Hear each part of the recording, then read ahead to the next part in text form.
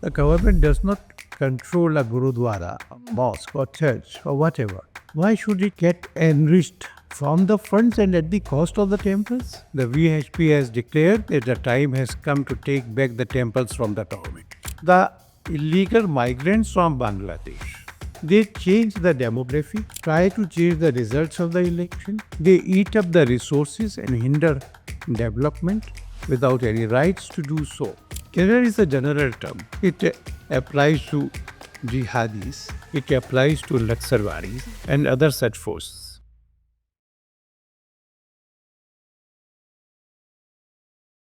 Hello and welcome to the Statesman Talk. I'm Ananya Dasgupta. On this episode, we are joined by Alok Kumar. He's the International President of the Vishwa Hindu Parishad or the VHP. Thank you very much for joining us, sir. The Ram Mandir is now a reality. Is the VHP's original mission accomplished, or are there things now still on your platter? It was not the original mission. The VHP was started in 1964. We took up the Ram Mandir issue in 1984, 20 years later. So we were not a single agenda organization. But then it has been one of the most momentous talks project of our times. That structure which was built to continuously insult the Hindus has gone away. There is a magnificent temple. And as a mark of the completion of the temple, on the 25th of this month, the Hindus would assemble there. The RSS Sarsanghacharya would be present. The Prime Minister would come. And with the wishes of all the Hindus, the flag on the top would be hoisted. A flag that is high as the skies, as the clouds, mark the completion of the construction of the temple. The main agenda of the Vishwa Hindu Parishad is to erect such a temple in the hearts of all Hindus, including the diaspora. The Hindus of the world to unite. The Hindus of the world to live according to dharma. Fashion their lives, thought, behavior in accordance with the teachings of the Rama, Krishna, Buddha, Guru Nanak and such other deities. And then to be able to discharge our mission to the world, to show the way to a happiness that stays, does not go away, is eternal.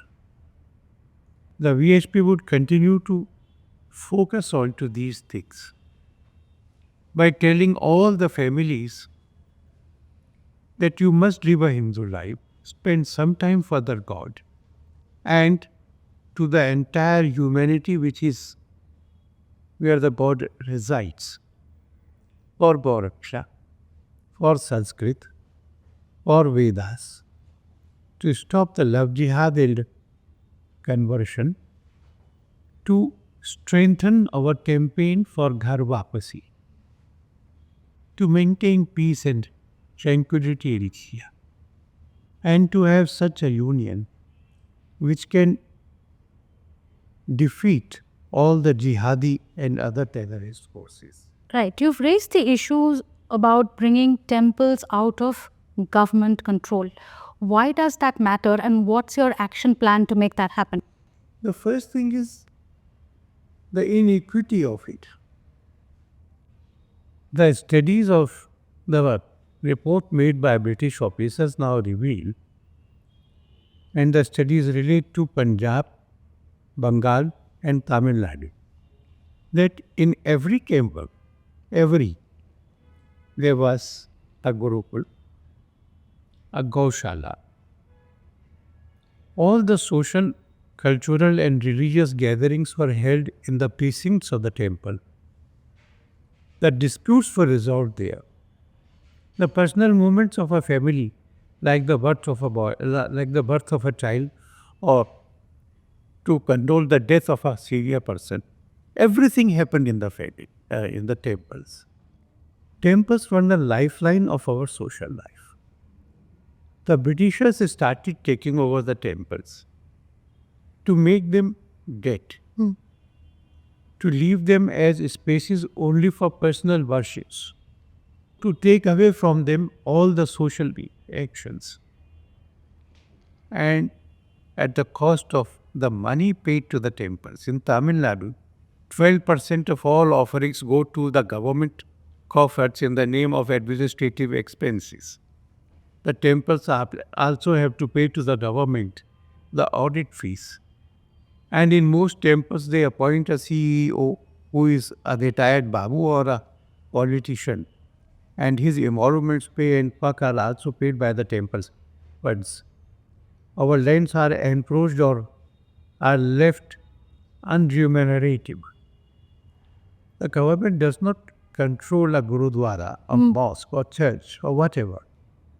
Why should it get enriched from the funds and at the cost of the temples?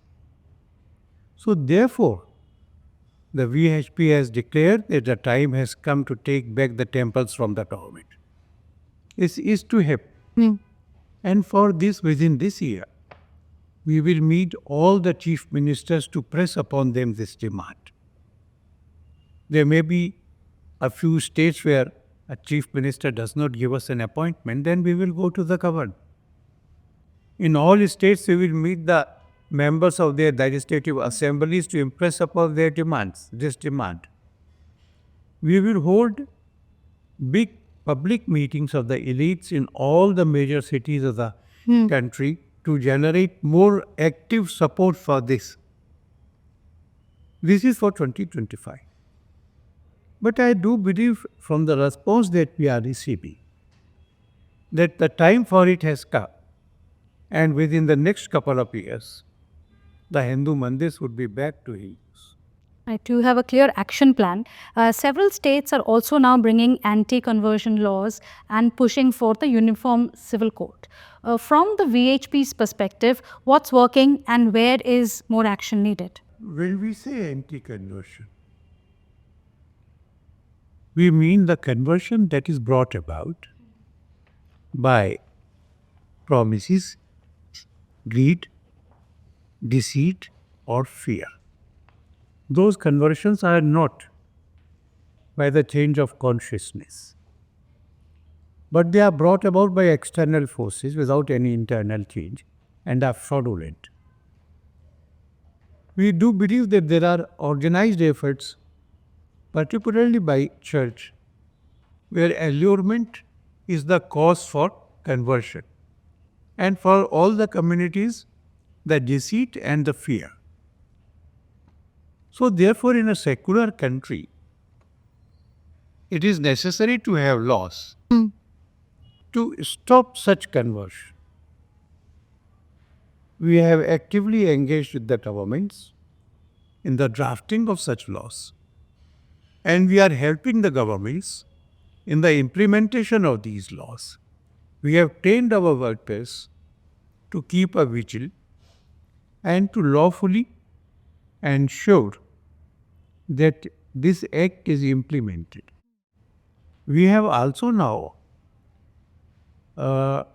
selected about 8,500 blocks in the country which are sensitive to conversion, and we are trying to engage a full-time worker in each block, not for the other VHP missions, but this one. Focused one. Focused on stop conversion, stop love jihad, and focus on bringing back the brethren who have left Hinduism in this generation or in a 2 generations back. You're also, of course, working or at least very vocal about democratic changes in border districts, as well as there are concerns about infiltration. How seriously is the VHP treating this issue, and what are you doing on the ground? We were the ones who started this campaign. Not only in the border areas it is very difficult, but then even in Delhi, we have a very big population of the illegal migrants from Bangladesh. They change the demography. They try to change the results of the election. They eat up the resources and hinder development without any rights to do so. So we keep a vision, we keep a liaison with the government. We tell them that these are the people who have come from Bangladesh and they should be sent back. Since you mentioned Bangladesh, there are concerns about Hindus who face attacks targeted in Bangladesh. Where and how do you think either the government or the VHP can step in? Well, we did. And we are happy that we did it very effectively. In the earlier such instances of violence against Hindus, the Hindus did not react to it. They accepted it as a fate. All the loots, plunders, murders, and outraging the modesty of women. This one time, when it started happening after the ouster of Hasina, the Vishwa Hindu Parishad with the other Hindu Samaj held demonstrations in more than 100 countries of the world. And our delegations met the heads of the state and impressed upon them to take all diplomatic measures, including the stopping of aid and philanthropic help, until the Bangladesh restores law and order and effectively safeguards the Hindus in Bangladesh. The Vishwa Hindu Parishad had very active branches in Bangladesh. This is the first time that 300,000 of them gathered at the streets of Dhaka, holding several flags and demanding security, equal rights, prosperity. Not for one day, for 3 days. And it had an impact when Muhammad Yunus descended in Dhaka. In his very first interaction with the pressmen, he said that this violence against Hindus has to stop. And he went to the extent of saying that if it does not, he would go back. And when the Hindus wanted to meet him, he said, "You are the agreed persons, you are the persons wronged against. I will not call you to my office. I'll come to the Dhakeshwari temple to meet you." So this is one time when we could take the world with us to make a diplomatic pressure on Bangladesh. Our foreign secretary went to Dhaka and in a press statement said that this cannot be an internal issue of Bangladesh. This is an issue which concerns the whole of the humanity. So I am satisfied that this time the Hindus resisted. This time the Hindus did not run up as refugees to India. They asserted their right that we are Bangladeshis and will stay here. So we will continue this effort and the effort to provide relief to them. As you said, you're working in Bangladesh, you must be working in many other countries across the world and must be interacting with a lot of young generation Indian origin Hindu kids who are growing up, say, in the US, in the UK, in Australia. What do you think they forget about their roots and how are you addressing that? I would say that in the last few years, there has been a revival of interest to understand their roots. They meet the gurus who visit there. They unite as Hindus. The Vishwa Hindu Parishad is very active in about 40 countries and has its presence in more than 100 countries. We also organize weekly programs for the kids and for the youngsters.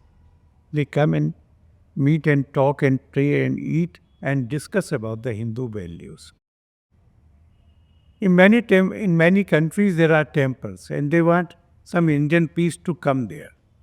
So we have started an institute in Ayodhya to teach the trained pastoral Purohits some English, computer and some use of musical instruments. Interesting. So that they can go there, talk to the youngsters in their language, mostly English, to sing to them some bhajans and answer the questions which create interest and curiosity in the younger people. And we are happy that this is showing results. So if any youngster in any of these countries, in Canada, in US, in UK, wants to join the VHP, then where do they start? A very simple way. They are all used to the social media things. He has to find out about, he has to reach to our website and register. Somebody contacts him. He is taken into the fold. Very interesting to know. Let's talk about Pahalgam now, which is where Hindus were targeted. The terrorists killed Hindus in the heart of India and Kashmir.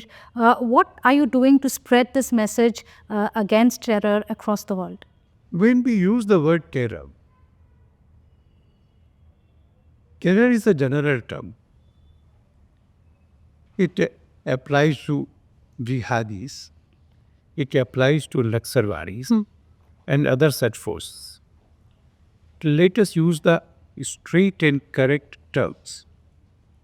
Pahalgam and the Delhi blasts. These are jihadi activities. And these jihadi activities emanate from a certain ideology. I call that the political Islam, expansionist, divides the world into two sectors. This is Darul Islam, this is Darul Haram. All those persons who are Muslims are one category and all others are in another category, and those in the other category have to be brought into this category. And for this, violence is right. I noticed that the Home Minister has said that he will ensure such punishments to them that nobody else would dare to do it. In my understanding, a jihadi indoctrinated person is ready for all punishments. They ensure to him the way to heavens. It is an ideological battle. And this ideological battle has to be fought ideologically.